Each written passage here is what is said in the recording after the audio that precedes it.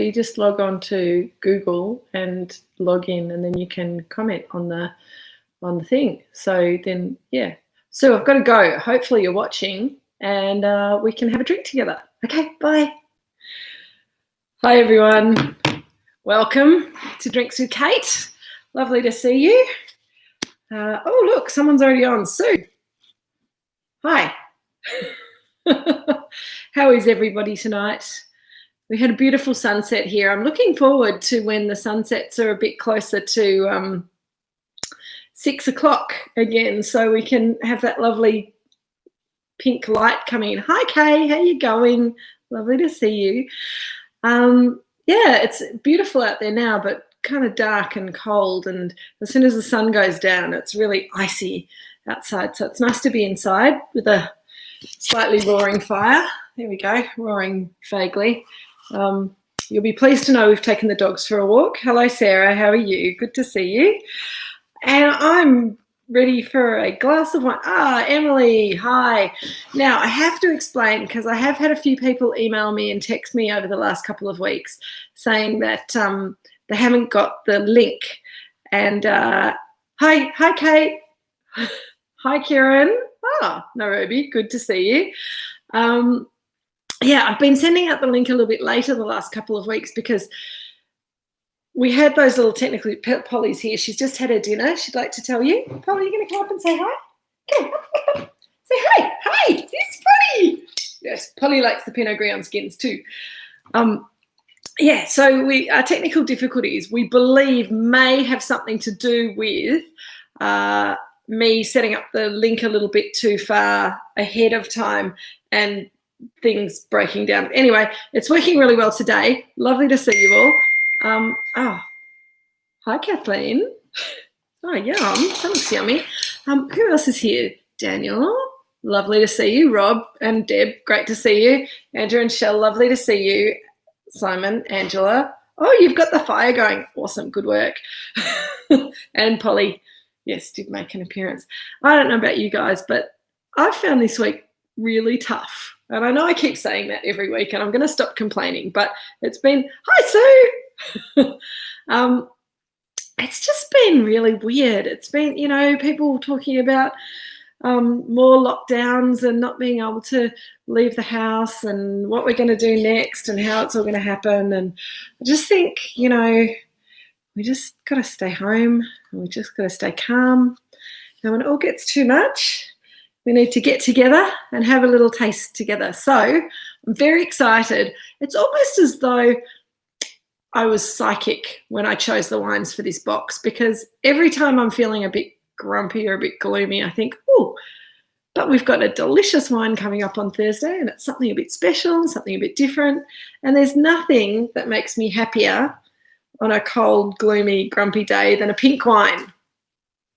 And we're having the Pinot Gris on skins, 2019 new release tonight. I think this is going to be fabulous. You're going to see Jill in a moment. She's just going to wander past in the background.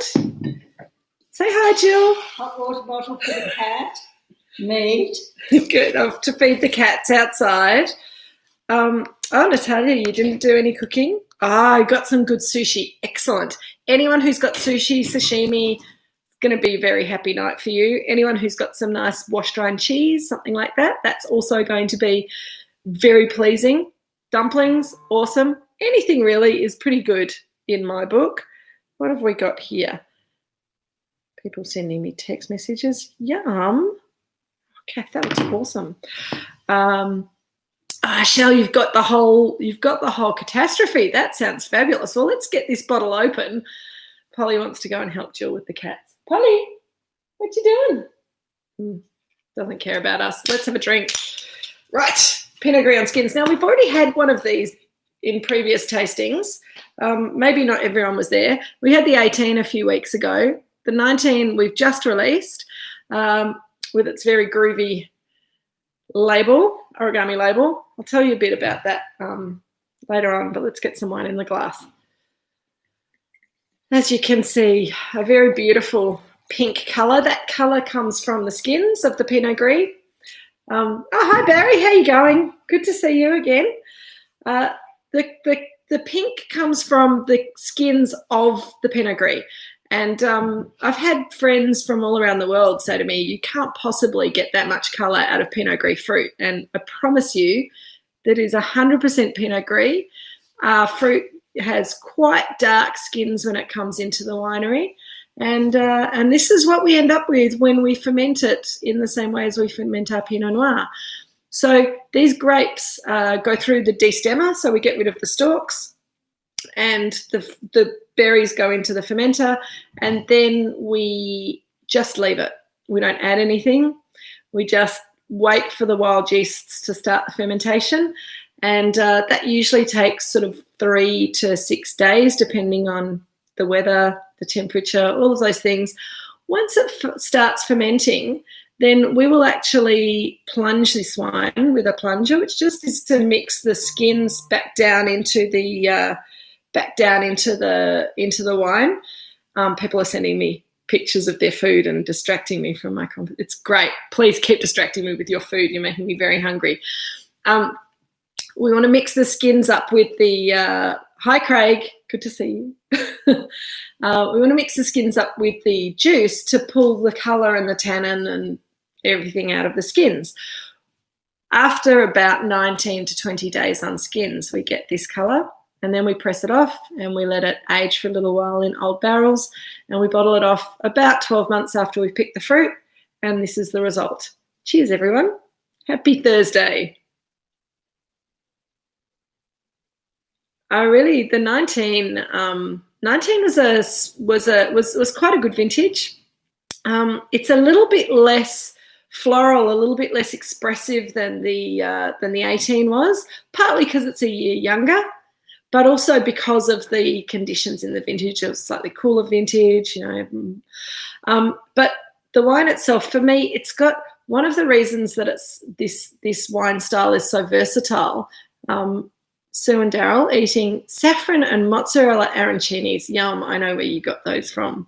Hey, I'll let you all into a little secret. Grossi Florentino, if you're Melbourne-based, Grossi Florentino is doing amazing takeaway food. Lots of people are, but Grossi offered a delivery down to the Mornington Peninsula today. So we ordered a little bit of food. Mum's going to feed me tonight after the tasting, and that's where the McFalls got their saffron and mozzarella arancinis. You can't get away with anything around here. So this wine is great with cheesy things like the arancini balls. Craig, your washed rind cheese is going to be fabulous with this, but also sashimi, sushi, tofu, miso, all of those flavours work so well with this wine because it's got this beautiful lifted aromatic. It smells a little bit of flowers, but it smells more of strawberries and a little bit of rhubarb and some pickled ginger. There's some really lovely sort of savoury, gingery kind of aromas in there. Then when you put it on your palate, it's quite textural. There's quite a lot of tannin. So let's have a sip.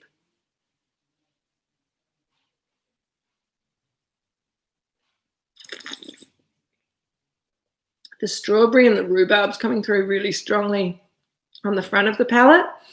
And then you get that little zing of spice and ginger on the back palate, those lovely savoury tannins that clean everything up. There's just the right amount of acid to keep it fresh without it being too zingy and zesty. And I think that softer acid in a Pinot Gris works really nicely with those sort of slightly stinky washed rind cheeses, and also works really well with the delicate flavours of that really high quality raw fish that you get in good sushi and sashimi. It works very well with soy and those Japanese fishy kind of flavours as well. Really, really good. So it's a great food wine. It's a wine that a lot of people look at and they go, oh, it's a rosé. And it's pink, so technically they're correct, but it doesn't behave like a normal rosé. And what I mean by that is that a normal rosé is made from red grapes using white winemaking methods. So you're trying to minimise the tannin and minimise the colour, just a little bit of colour there, not so much tannin, not so much texture.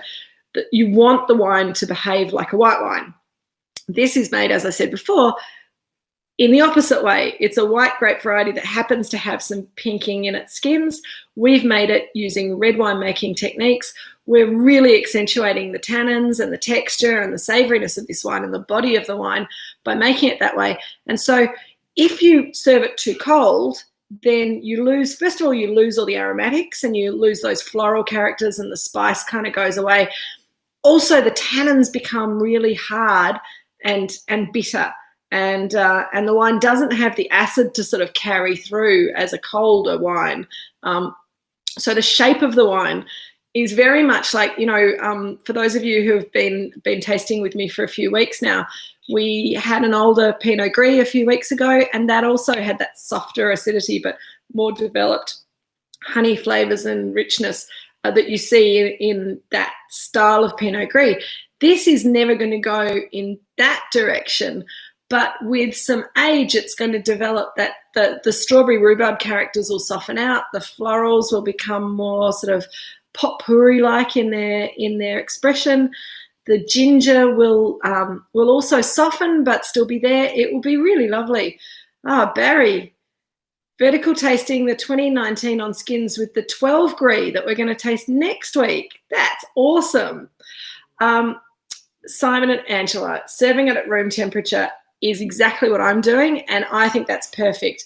I think if you want it a little bit cooler than room temperature, because a lot of people still struggle with drinking white wine and pink wine at room temperature, but for me, I actually drink our Chardonnay at room temperature on a day like today, which is cold outside, nice fire inside. You get it to that nice cool temperature. It's not so cold that your fingers get cold holding the glass, and it's perfect way to drink it because you get all the aromatics. It's the other reason I'm using the big Pinot balloon glass again. It lets the aromas come out. It lets the flavours really develop in the glass. It's so good, isn't it, Kay, at room temperature? I think anything more than a little bit colder than room temperature and you're going to be losing it. So if you do happen to have it cold, no self-flagellation. We're all allowed to do whatever we like around here on a Thursday night, but get your hands, if it's a little cold and you're not getting all the aromatics that you want to see in it, get your hands around it and give it a swirl. That'll warm it up quite quickly. And giving it that swirl lets the air in and lets the wine breathe and lets it express itself a little bit more. Being quite a young wine, it just lets it kind of come around. Richard's just wandering past looking a bit thirsty. Would you like to get yourself a glass, Richard, and have some Pinot Gris on skins with us? I would indeed. Excellent. Hello, Say everybody. hello. Go get a glass. It's been a busy afternoon. Yes. Barry, the 2012 is amazing. For the rest of you, you can drink it whenever you like, but I'm going to be drinking that next week, and I think that's going to be really fun. The 2012 Garden Vineyard Pinot Gris, which is made in the more traditional white method, but also looking incredible. Yep, good Chardonnay. If you make it too cold, here you go, Richard. Lovely. Enjoy. Thank you very much. Cheers. If you serve it too cold, rich Chardonnay wine like this just needs to be at the right temperature. Rob. Oh, yum. Homemade Korean pork dumplings with soy and ginger dressing sounds amazing. And that ginger and that soy really brings out the richness, and the dashi, absolutely, Shell. I think that the savouriness and that little kind of dried fishy, seaweedy character of dashi is really delicious with this wine. We call that character the sixth flavour, or umami. When people talk about the things that your tongue can taste, they talk about sugar, acid, bitterness, salt. It's the fifth one. I think you guys might be able to help me. Bitter, acid, sugar, salt, and umami. I think it's only 5. Anyway, umami is that sort of soy sauce, tomato, mushroomy kind of characters, and yeah. Absolutely, Barry. I think you can serve this wine cooler, particularly as it's young. Hi, Nina. Lovely to see you. Have you got Pete with you? I hope you're both tasting and drinking. As a young wine, a little bit cooler. lets it be a slightly narrower, fresher style of wine, a little bit warmer. It brings it into a kind of broader, slightly more full-bodied light red wine. And people laugh at me when I say this is not a rosé, it's a very light red wine, but that's exactly what it is. Okay, that sounds delicious. Brie, roast chicken, quince paste. Yeah, beautiful, fantastic. And the quince paste works equally well with this wine as it does with the white Pinot Gris that we make, because there is just that little hint of quince, and the savoury soy kind of characters balance that. So it's that sweet, savoury, sweet umami mix, which can work really well when you get it right and can be really delicious.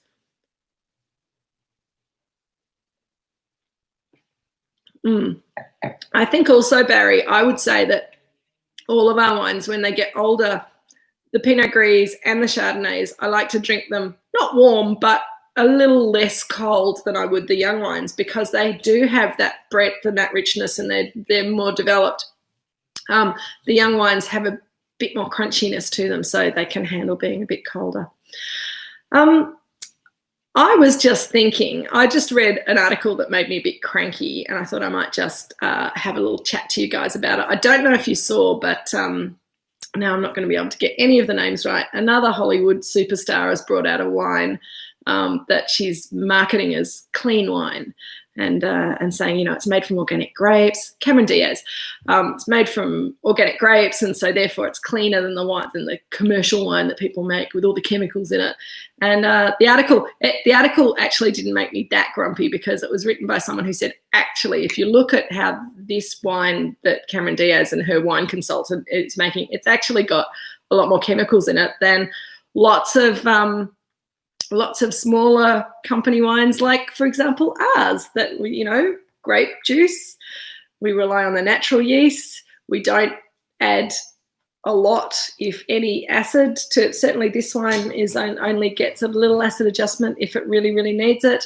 And that's it. And then we add a little bit of sulphur towards the end of the winemaking process, a lot less sulphur than you'd get in your commercial potato chips or meat from the supermarket or anything like that. So I think that's my beef for today, is celebrities jumping on the clean wine bandwagon to market their wine when they actually don't know what they're talking about. So we're doing well. We're drinking beautiful clean wine from a vineyard that one day, hopefully in the not too distant future, you'll all be able to come back and visit again. So you know the origin of the grapes, you know the hands that have gone in the wine, not just mine, but they're all around here. And you know, I really think, I love the fact that we engage every week on just having a little chat about wine, because that's the best way to get to know wine, is to talk to the people who make it, to drink it, to see how it makes you feel. If you like the flavours, if it doesn't make you feel terrible the next day, I mean, you can make yourself feel really terrible if you drink too much of it. But if you're sensible, you have your good snacks, your glass or two of wine with your snacks, then it'll all be a joyous occasion for everyone involved. Now, Pink does have her Two Wolves winery, Kay. She's actually, you know, there are celebrities who, like other human beings, can be really decent people and who don't jump on the bandwagon and kind of know, they learn what they're talking about before they open their mouths. And I think it's just, you know, I think for those of us who engage with this side of things, it's not Gwen, Nina, but Gwen, I think, is also making a wine. Cameron Diaz is the newest one, bringing out it. And, of course, it's a Sauvignon Blanc and there's a rosé, so that's exciting too. Anyway, the pests may get them, Barry, correct. And if the pests don't, then the paparazzi might. But anyway, we've got real wine here today, and I've got real people at the other end of the computer screen from me eating their delicious food. I agree, Nina and Pete, I'm very jealous of the swanky food that people are having. It's one of the things that I really love about this group, is that everyone's taken the snacks to the next level. You guys have gone extreme, and I love that, because if you can't go extreme with wine and food matching on a Thursday night, life is just not worth living, is it? And I think there's a lot that's worth living for. So particularly pink Pinot Gris and good wine and food snacks. So let's keep it up. Let's keep up the good work. Oh, I need a sip. I'm dry mouth. All that ranting. Did anyone make dumplings tonight? The Halls, Angela. Last time I dropped wine off at you, you were making dumplings, but maybe you exhausted your dumpling making the other week. It's lovely. Mum makes, actually, I put up on Instagram a couple of weeks ago this amazing dumpling soup that Mum made for me for lunch the other day. It's one of the nice things about working in the family business is that I get fed very well when I forget to bring my lunch. So let's have a toast to Pinot Gris on skins. Let us enjoy this evening. I think I've just about run out of things to say. I'm a bit uninspired today. I'm sorry, everyone. I'm inspired by this wine. I am finding the world outside a little bit annoying. I was doing deliveries yesterday, and Shell and Kay, I've got something that I want to drop over to you guys, and I was going to do it this week, and I didn't make it. So don't worry, I haven't forgotten you for your brilliant photographs. Thank you, Shell, for reminding me. See, my brain is all over the place today. But yes, yesterday I was out on the road doing deliveries, and there are a lot of people out there that I think probably shouldn't be out there. So, you know, if you don't need to go out, stay home, have another glass of Moorooduc Estate wine and just relax. So the origin of the label. This is a label that our beautiful label designer, Brian Sedgrove, came up with. We had a third label. We had a bit of excess Chardonnay back about 10 years ago when Chardonnay was not very popular, and we had a bit of excess Chardonnay fruit, and we thought, let's make a white wine that we're not going to call Chardonnay. We're just going to call it Moorooduc Blanc. You may or may not have tasted it. So the Moorooduc Blanc had this awesome label. It was like this, but it had a white origami duck on a white label, and it was just called Moorooduc Blanc. And lots of people said to me for the 3 years that we made it, oh, this is very nice, but it doesn't taste like Sauvignon Blanc. I said, well, it's not Sauvignon Blanc. It's just white wine from Moorooduc, made from Chardonnay. Anyway, we soon stopped having the problem that we had too much Chardonnay fruit, and that wine was not really, it wasn't really something that we wanted to continue with. The thing I was most heartbroken about was losing that label, because I always loved the label, but I think we kind of wasted it on the Moorooduc Blanc. And so when we came up with this Pinot Gris on skins, it was a wine that I wanted to make, and it took me a few years to convince Richard and Jeremy to let me make it, because it's not really what people usually do with Pinot Gris. And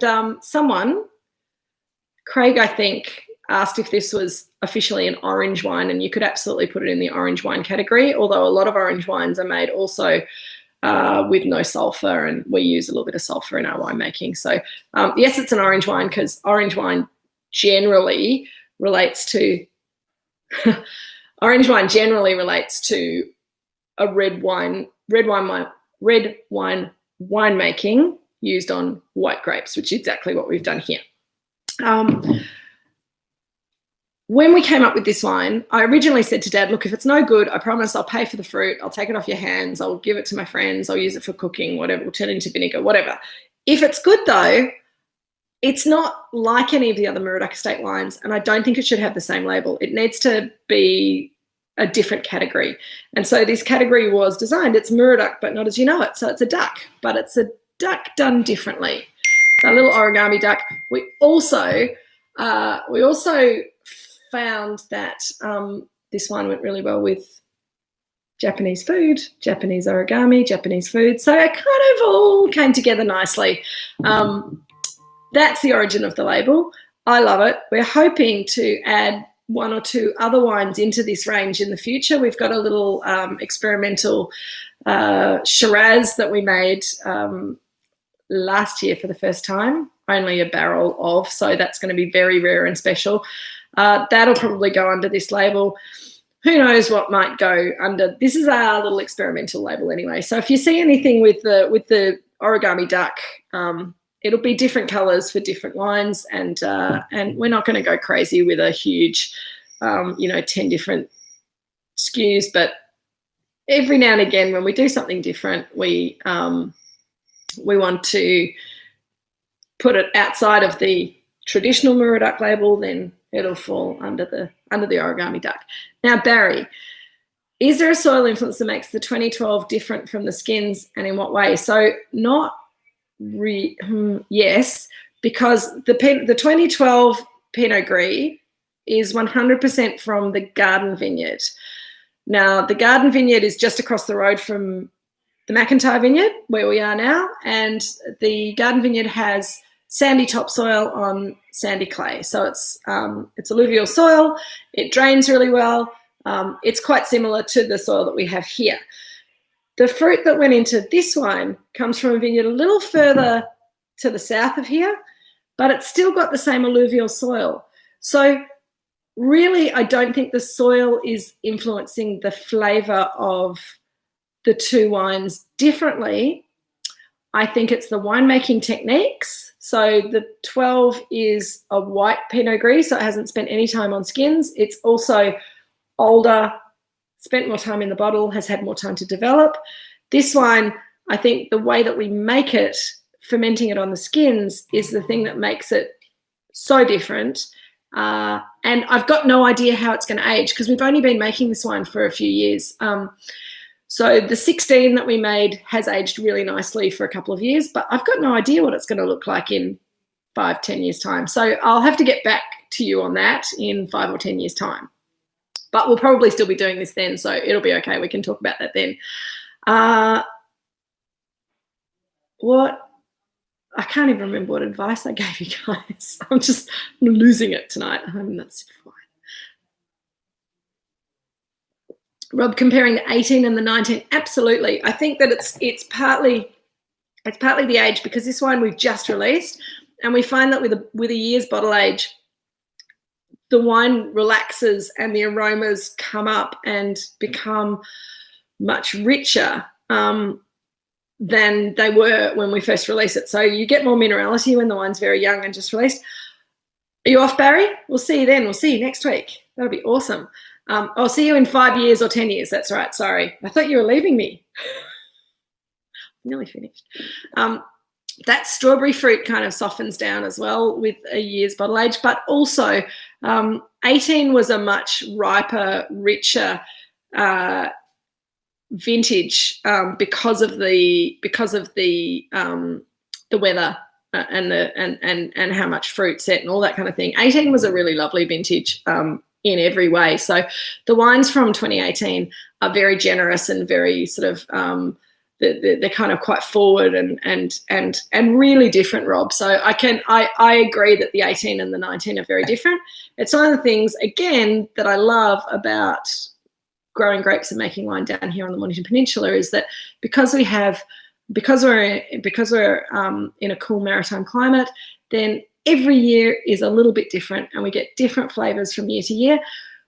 We don't change the winemaking, and we didn't change the winemaking at all between 18 and 19 Pinot Gris on skins. So the differences in flavours are just a reflection of the differences in the seasons, and it's what makes this such a cool game and such an awesome oh,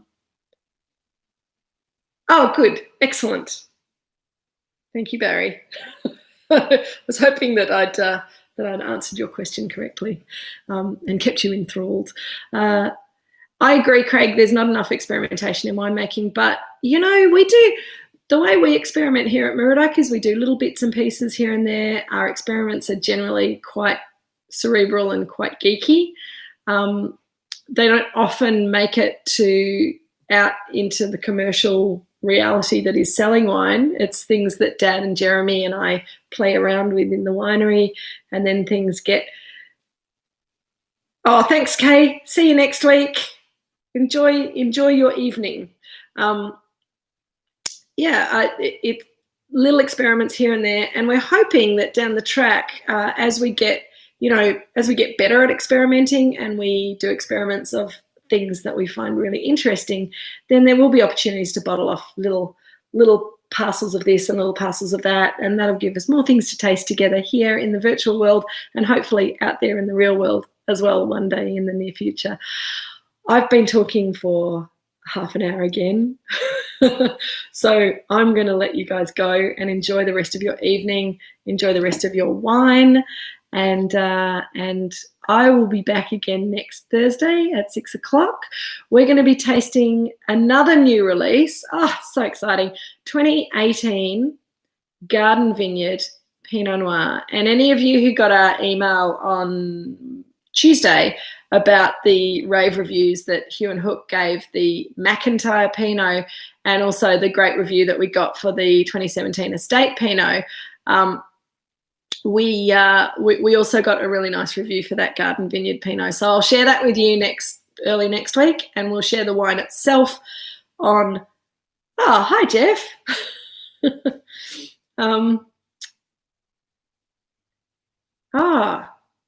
Jeff wanted to know. Sorry, I've just been asked. Thrown a curveball by Jeff. Jeff wanted to know about malolactic in this wine. Well, it's made like a red wine, so yes, it goes through a full malolactic fermentation.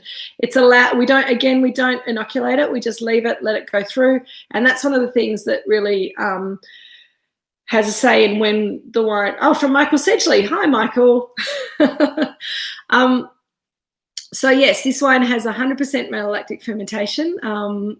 Very normal red wine making technique. But if Barry's still there, and for all of you guys for next week, the Pinot Gris, which actually we're not tasting next week. I'm getting myself all confused. We're tasting Garden Vineyard Pinot Noir next week. We're tasting the 12 Garden Pinot Gris the following week. And that wine also went through a full malolactic fermentation because we quite like malo in our white wines as well as our red wines. So I hope that helps. I hope that made sense. I'm going to go now because I've lost all my words. I'm just going to sit in a corner and have a little sip of pink wine and do some gentle breathing. Been lovely to see you guys. Your Thank you very much. Have a good week, hopefully. Have the best week that you possibly can. Enjoy your snacks and your dinner. I will see you all again next week. Kieran and Teresa, it has been a delight to see you again. See you, Sarah. See you, everyone. Kate, Shell, Angela and Simon, Peter and Nina, Gwendal. I saw you pop up before. Kevin, Daniel, Barry. Should speak for 60 minutes, please. I think everyone would go to sleep, Barry. Thank you, though. You're very sweet. I'll see you all next week, everyone. Cheers.